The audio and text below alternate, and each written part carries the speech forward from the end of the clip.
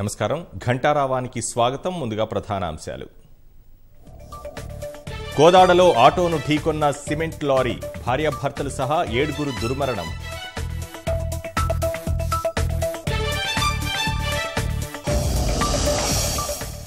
ఓటమి భయంతో చంద్రబాబుకు ఈవీఎంలపై అనుమానం.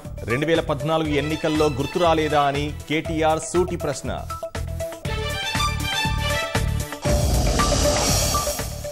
యాభై శాతం వీవీప్యాట్లు లెక్కించాల్సిందే, సుప్రీంలో తేల్చుకుంటామని విపక్షాల స్పష్టీకరణ.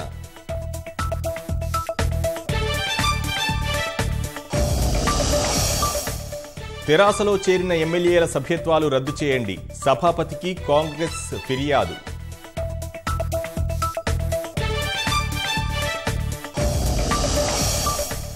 నిస్సహాయ పాక్ ప్రజల పౌరసత్వానికి మోదీ హామీ, ప్రధాని ప్రచారాలకే పరిమితమయ్యారన్న ప్రియాంక.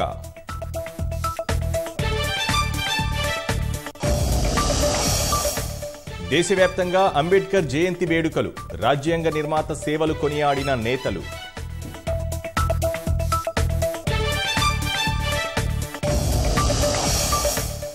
భద్రాద్రిలో శ్రీరాముడి కళ్యాణ వైభోగం, వేడుకను చూసి పులకించిన భక్తజనం.